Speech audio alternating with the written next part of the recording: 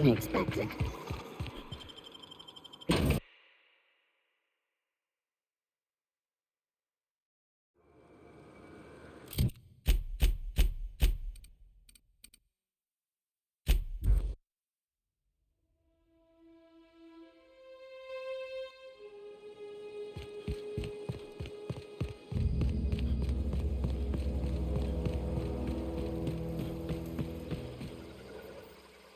Any luck finding one of those manuals?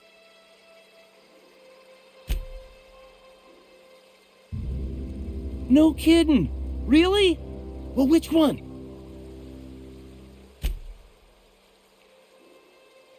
The geothermal plant? Now that is just incredible!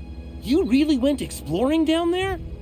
Adelaide always told us it was swarming with hostile mechanicals. That's a complete set! All 3 parts! I'm gonna be the greatest engineer Halcyon's ever seen! Aside from you, Ms. Parvati, I swear, I'll do you proud. I'm glad we could help, Thomas. I've been saving something for you. Just a little contraption I found. Should fit right into your outfit.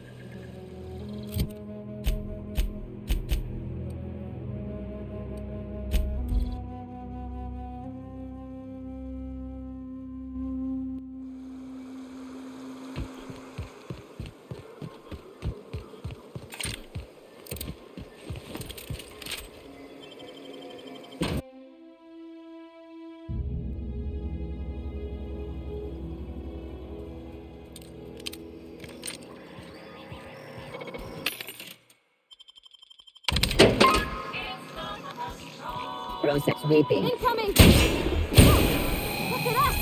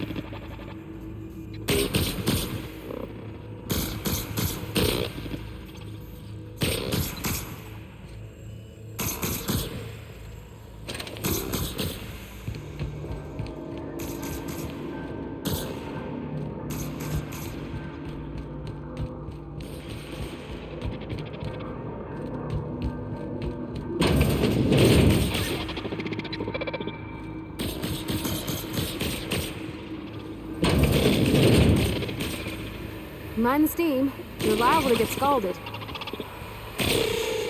Security threat? Eliminated.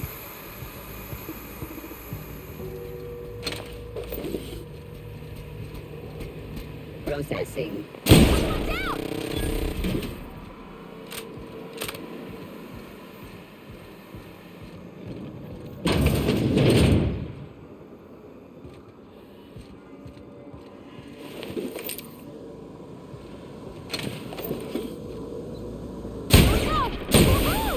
Nice work!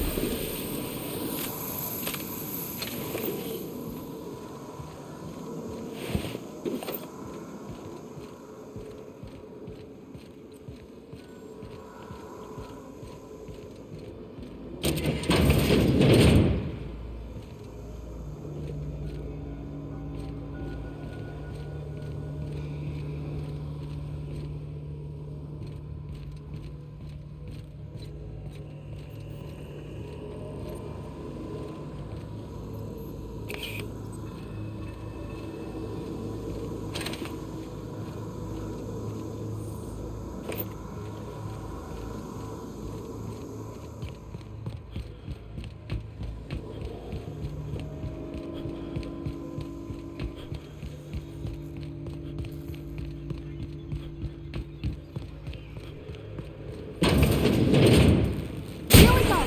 Let's get through! There we go!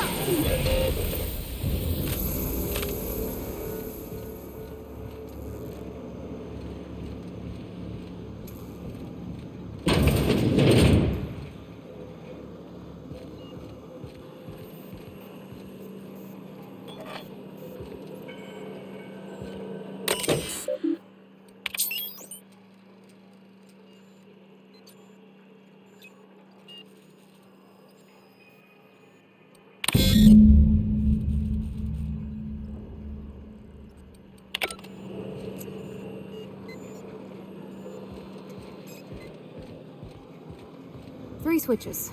That'll be easy enough.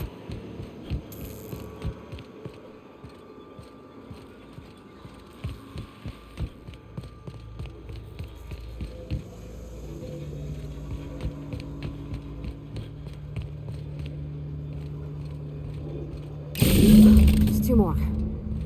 What'll happen to Miss McDevitt's folk if we send power to the Vale?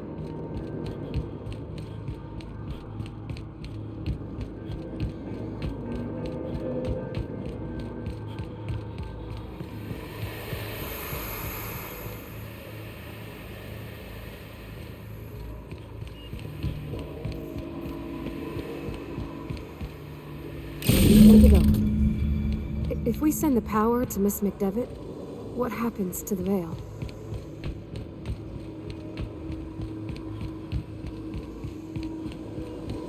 That's the last. I'm not sure what the ride is. Alls I know is the decision's final.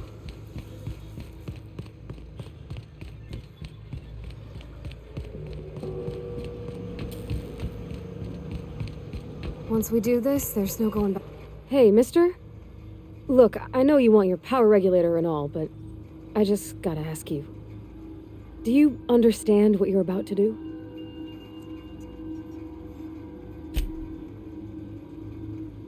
I don't think you should cut off Edgewater's power. I think it would be cruel. I'm sorry. That just sort of came out all at once. Edgewater's hurting. We've been losing workers year after year, and corporate hardly ever sends replacements. There's barely enough Saltuna to fill our bellies anymore. But the town's got some good people in it. Decent, hard-working folk just living their lives the only way they know how. They don't deserve to be punished.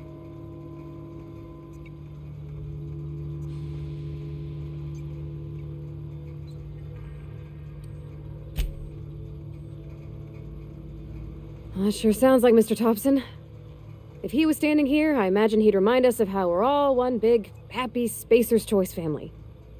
In Mr. Thompson's eyes, those deserters are still part of the Spacer's Choice family. The family must work together in order to survive. I hate to say it, but I think Mr. Thompson's got a point. Unless those deserters come back, Edgewater's as good as dead. Cutting off their power might be the only way.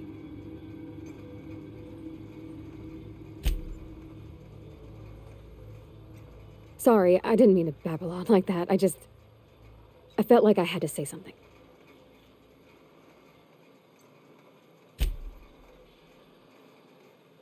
Really? I mean, wow. Thanks. No one's ever told me those words in that order.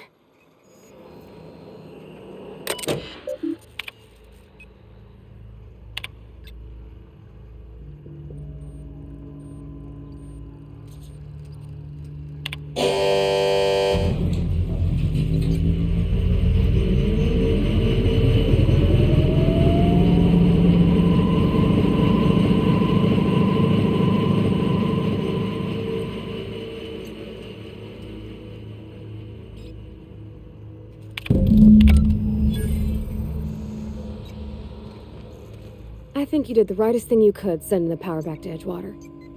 A lot of people would have suffered otherwise. People I care for, even if they don't care much for me.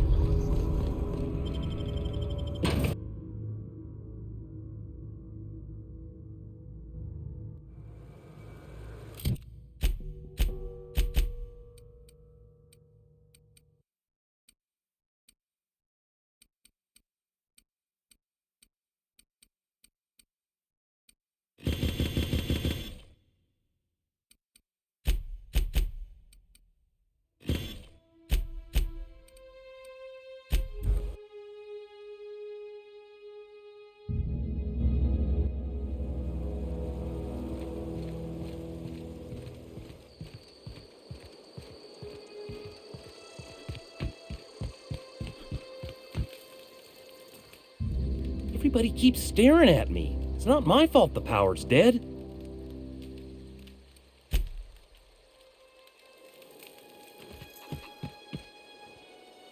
Home is where the heart is. Marauders took that saying a little too literally. Oh gosh, it's so pretty.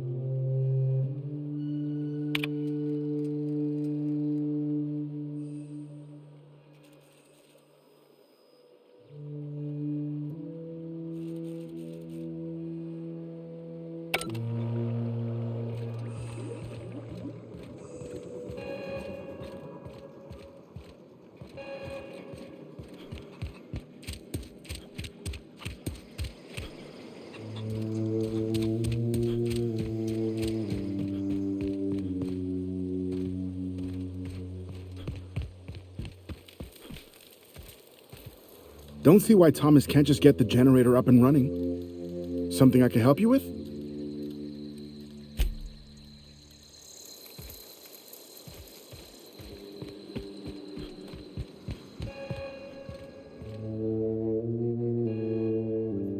That's the thing about growing old. Your eyes start to fail.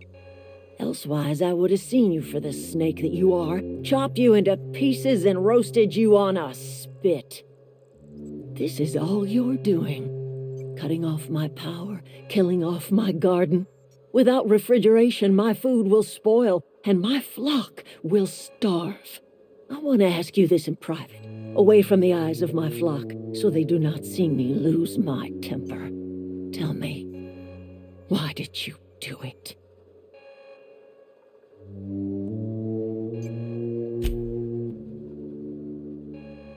You want my flock wasting their lives in that cannery? Fine. Go and talk to them. Go talk to Grace and Thomas. Look them in the eye and tell them their life here is over and the only thing left to do is go back to Edgewater. This is now your responsibility. And you tell Reed Thompson that I will never return to Edgewater. I would rather die among my flowers than live under his management.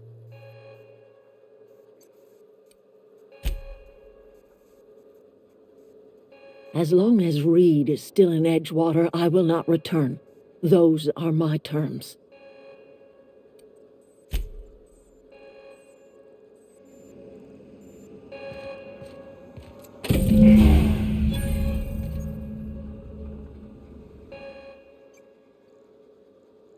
Look at that. The snake's come back.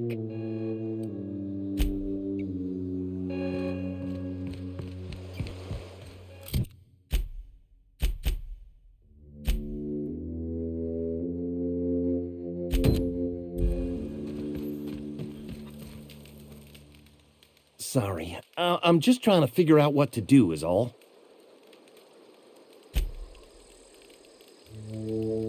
I've been thinking about going back. I'm not much use to anybody here. I get sick thinking about working at the cannery. I can't do that again.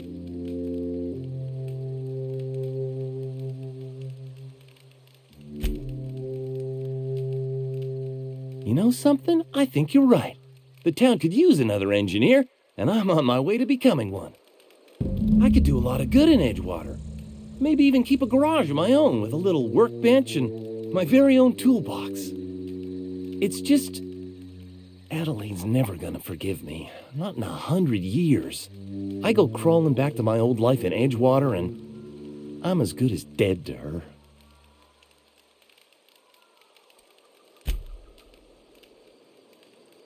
Adelaide hates Edgewater, hates everything Edgewater stands for, hates what that town does to people, what it did to her. We're the nearest she's got to kin. We go back to Edgewater, we may as well have stuck a knife in her heart. Are you sure about this? If we head back to Edgewater on our own, Adelaide won't come with us. She'll stay here and curse us till the end of her days.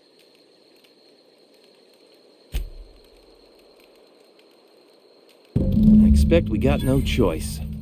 Edgewater needs us back, and loath as I am to admit it, we need Edgewater. You okay with this, Grace? My affairs are all settled. Thanks for helping me with Zoe. Just give us some time to gather our personals and say our goodbyes. If you run into Reed, you tell him we're coming back, yeah?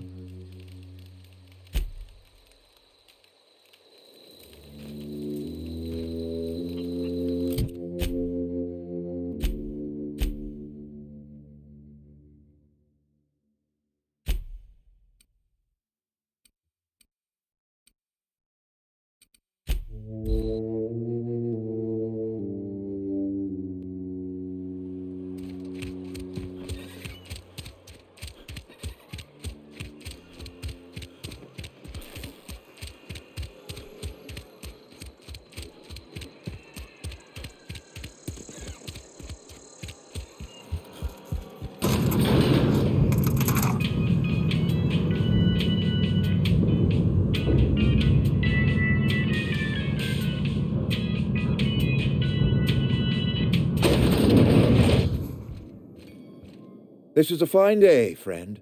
Power flows through our town like a cool stream of water. I trust Adelaide's people have seen their way to reason. So, when can I expect them back at their posts? That's good enough for me. Adelaide and I have a history. Was unlikely she'd ever come back. But hope springs eternal. We are in your debt. I am authorizing you for a discount on all official Spacer's Choice products, courtesy of the people of Edgewater. By all means.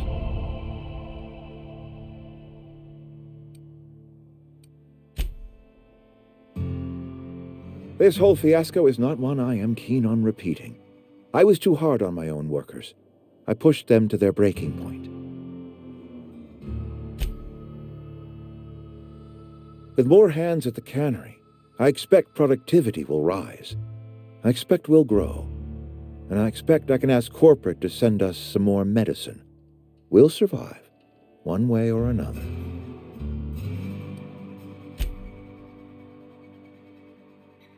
Thomas Kemp?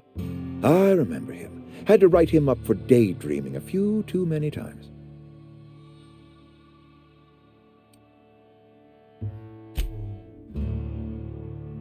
He tries real hard, Mr. Thompson. This is something he wants to do. That'll make him twice as good. You may be right, and with the town set to grow, it is time I invested in a new mechanic.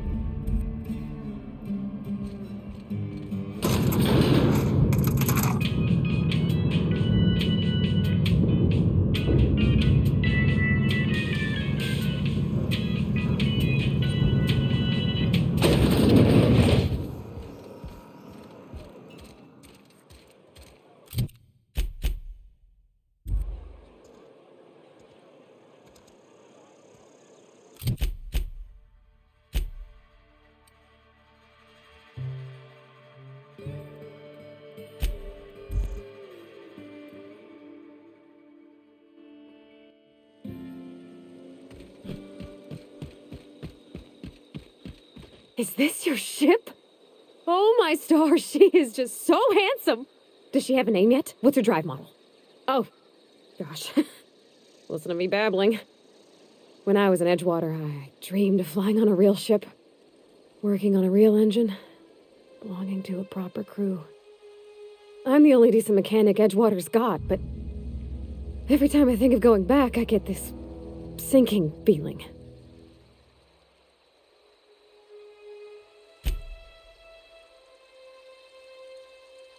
Well, it's kind of you to say that. And you're right. I wasn't happy. I want to ask you something, and you can say no. But can I come with you? I could tend to your engine. I know my G-valves from my catalyzers, and I can keep your ship singing. And if you ever need a pair of eyes watching your back, I can do that too. What do you think?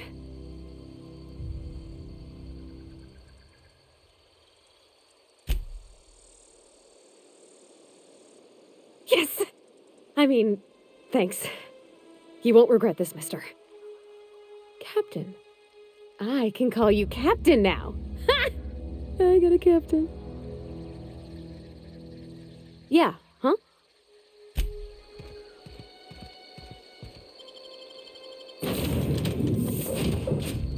Well, I certainly am looking forward to flying on a ship named the Unreliable. I'll just head upstairs and claim a room. I could spend hours reflecting on the secret workings of the universe. Little else in this colony offers such a relaxing pastime. So, tell me what's on your mind.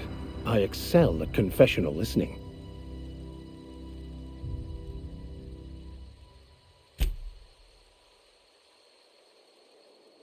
Nothing too out of the ordinary. Just your run-of-the-mill vicar with a violently enthusiastic disposition. That's what my parents called it. I grew up in a pit of a town much like Edgewater. I was destined to be a laborer like my parents, but I was infected early with a need to solve the equation. My passion didn't sit well with them.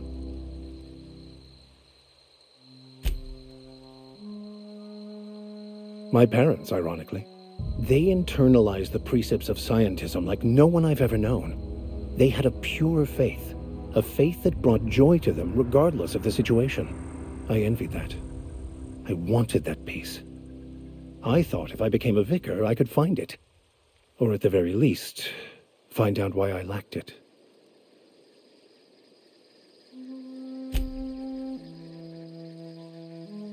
They thought I was fighting the plan, should have accepted my lot. Some people pursue the clergy for power, prestige, but that was not me.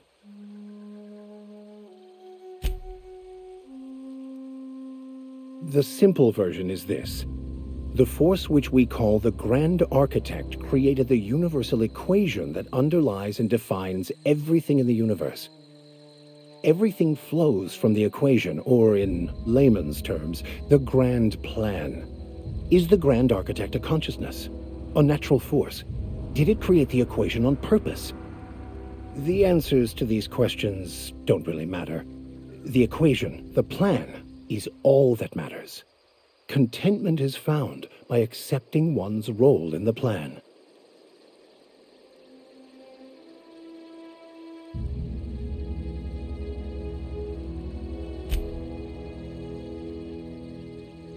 The plan is not one rigid path.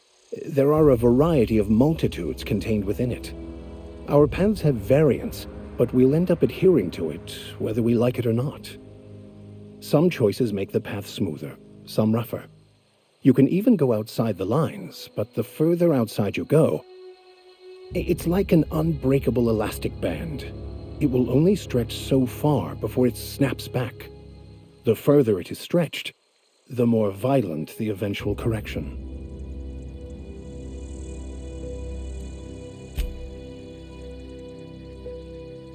I have run headlong into too many walls in my pursuit of the truth. This book is my last hope, and you were my only hope of getting it translated.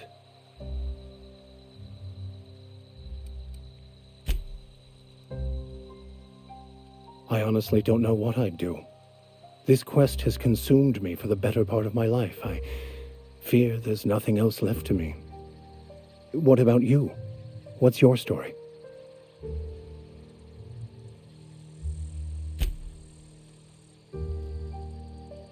And how did he do that?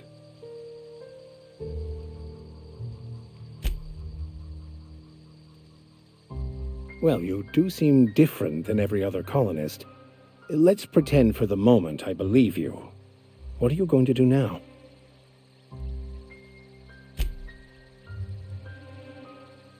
That seems a dangerous proposition. Why risk your life now that it's been returned to you?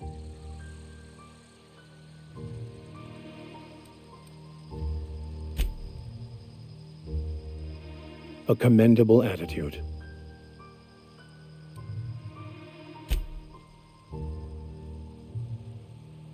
Bakonu, the author, had some interesting theories about man's perception of reality that I thought could be applied to our attempts to decipher the plan. Unfortunately, he was also one of the founders of the philosophist school of thought, so the book is banned in this colony.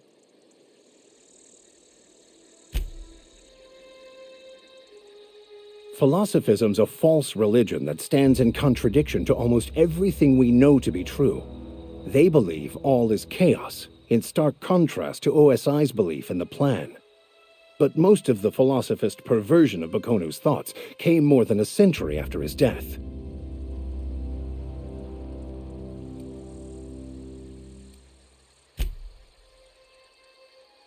The story of my life. Most lay people are not aware of this, but we've not discovered any new insights into the plan for a long, long time. I had an idea that we should welcome the truth, no matter where we found it. I had the worse idea to share my thoughts with a superior. And that's how I ended up assigned prison duty, where I was fool enough to let an inmate bend my ear with stories of an original Bakonu journal.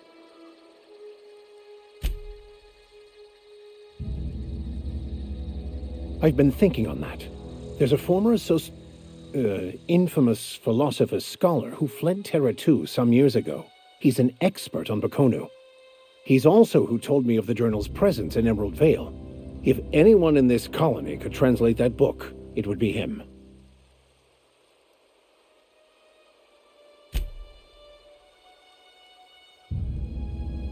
That's a good question.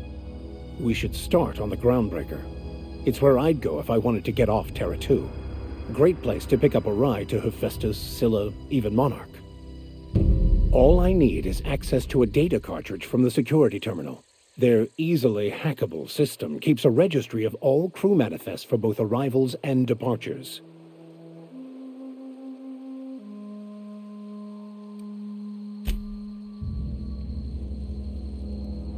Before I transferred to Edgewater, I had a wealth of time to develop certain, secular skills during my years serving a particular penitentiary flock.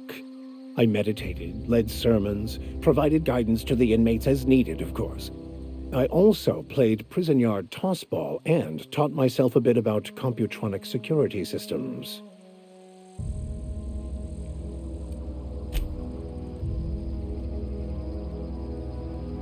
I'll comb the last 6 months of departure manifest to track the Philosophist's off-world destination. Thank you, Captain.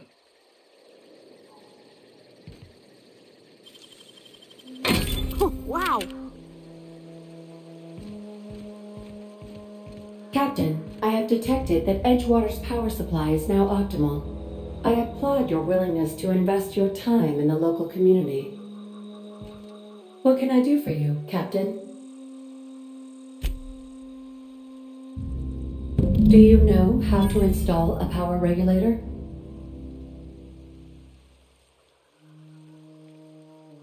Outstanding, Captain. Your aptitude for engineering will prove invaluable in the event of another catastrophic engine failure. Our engine room is located behind you, across the cargo bay, up the ladders.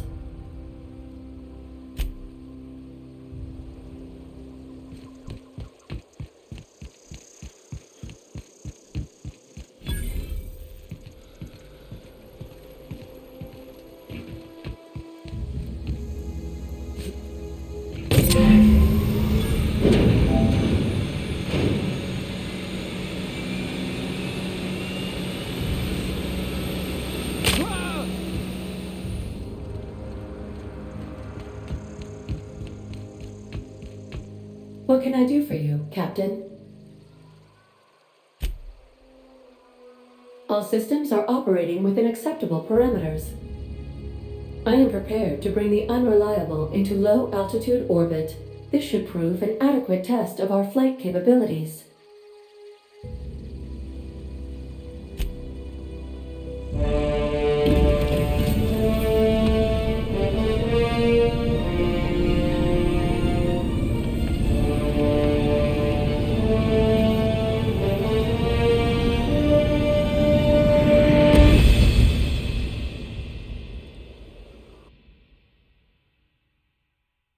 We have received a communication request from Dr. Phineas Wells.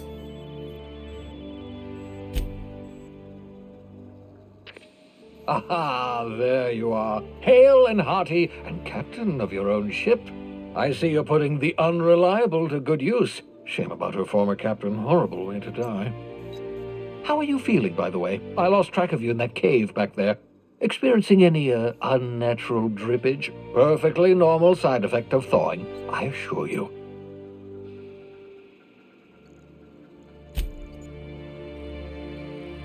What you saw in Emerald Vale is happening all across the colony. Food shortages, lack of supplies, and basic necessities. We're dying. The chairman, the minister, and all their lackeys on the board are to blame. The Hope has some of the brightest minds Earth ever sent us. If we can revive the Hope's colonists, they can help us undo the board's mistakes. They can help us set things right. You need to get to Stellar Bay on Monarch. I have contacts there. They'll help me, help us, find the chemicals to revive your fellow colonists. Gladys Culkelly, lovely woman, runs a cozy little black marketing outfit on the Groundbreaker. She can get you a nav key to land on Stellar Bay.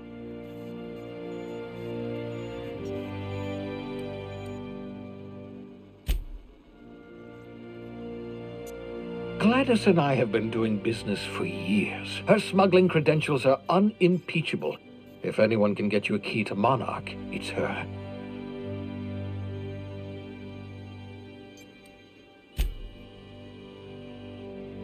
criminals. Goodness, no. Smuggling is a perfectly legitimate business venture. If misappropriating board property is a crime, well then, throw me in Tartarus. Plenty of ways to make money in Halcyon, you know. Not all are above board. Oh, above board, above the Halcyon board. Get it?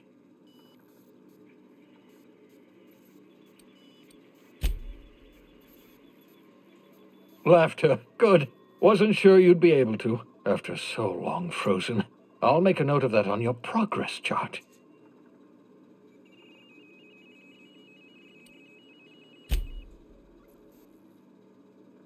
Captains don't fly their own ships, you see. Your navigation terminal handles the, navigation.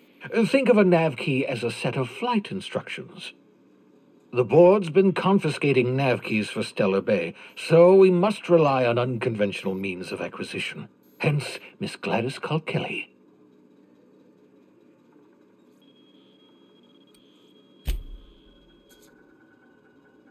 Without a skip drive, good luck. You'll be dead before you make it to the nearest star. Look, I admire your optimism, but the sad truth is you're stuck here. You, me, and the rest of this colony. We're all skating precariously around the edge of oblivion together. None of us are leaving Halcyon alive, so we may as well make it a better place, and we can start by reviving the hope. Excellent. I'll send her a wireless. Let her know you're coming. By the way, I gave Captain Hawthorne a disguise apparatus of my own design, cutting-edge technology years ahead of its time. I call it the holographic shroud. I'm sure it will prove remarkably useful to you. You'll find it in the captain's quarters.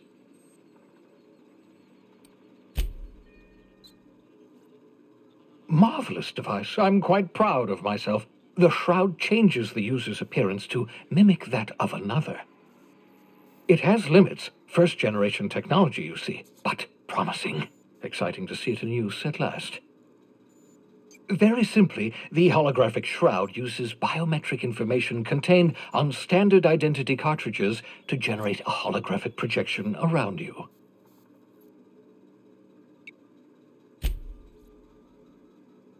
Excellent. I'll contact you once you've found a way to get to Stellar Bay. If you have any questions, come see me in my lab. And remember, don't trust the board. They'll try to win you over with promises of wealth and power. But it's a lie.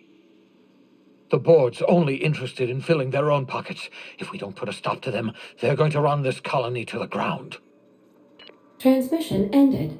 If you are ready to depart, please select a destination on your navigation terminal.